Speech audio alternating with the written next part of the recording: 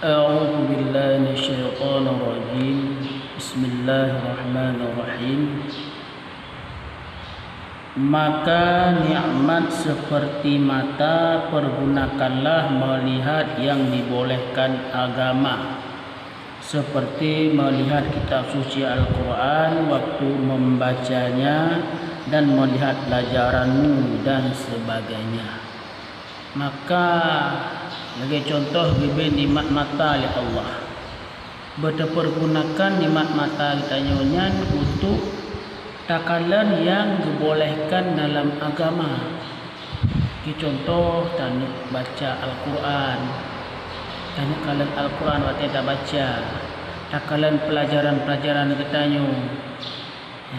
Baik saja dipergunakan mata nikmat matanya bak jalan yang hana berida oleh Allah Subhanahu wa taala dan sebagainya. Dan kaki langkahkanlah kepada tempat yang baik-baik, seperti ke madrasah, ke masjid dan ke tempat bertabligh dan ke rumah saudaramu yang sakit. Ya. Nikmat kaki tegebi oleh Allah, berpergunakan nikmat kaki tersebut bak tempat-tempat yang ged. Jadi contoh madrasah, surah katanya umunasah, masjid dan ke tempat-tempat bertabligh, ajak bak dakwah, ajak bak tempat-tempat penerangan agama. Baik tak pergunakan kaki kita nyo, tajak bak buat maksi, tajak bak keyboard, tajak bak buat mujudi. Dan ke rumah saudara-saudara kita nyo yang sakit. Artijih betra, artijih betul pergunakan kaki kita nyo untuk bersilaturahmi dalam Islam. Dan tangan pergunakanlah seperti buat yang dibolehkan di dalam agama, seperti menolong orang yang berat bebannya dan membuang sesuatu yang membahayakan daripada pasar yang ditempuh orang dan sebagainya. Yang jaro, nikmat jaro oleh Allah. Kita pergunakan nikmat jaro kita nyo bak but yang dibolehkan dalam agama, seperti tak tolong urang bak bidang agama, tabah sesuatu yang nak bak jalan yang ditempuh urang ramai, naduro bak jalan tacok tapi nakaya bak jalan tacok tapi supaya bak celaka urang yang melalui.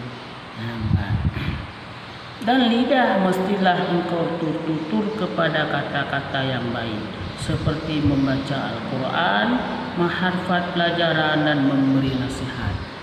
Nikmat lidah diberi Allah, berpergunakan lidahnya bak yang baik-baik.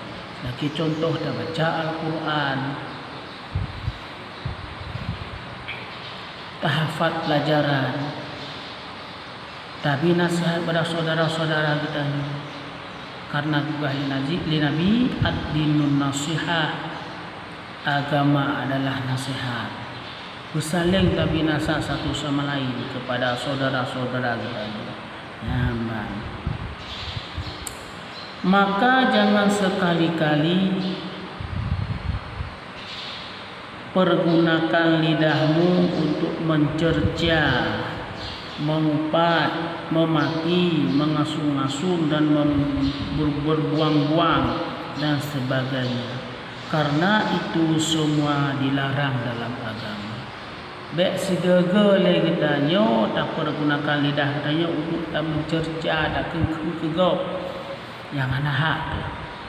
Tak mengumpat-umpat, tak pegah gok melikut, tak temenak yang hana sesuai dalam syariat. Mengasung-asung, tak asung-asung, tak pegah-pegah apabila kita bantu gok dan sebagainya.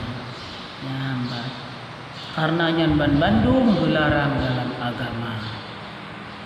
Juga telah bersabda Rasulullah sallallahu alaihi wasallam, "Man kana yu'minu billah wal yaumil akhir falyaqul khairan aw liyasmut.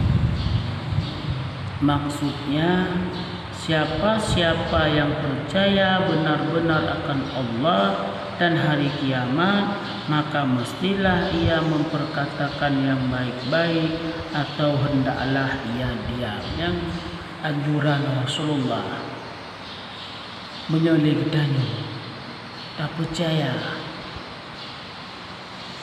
bahawa saji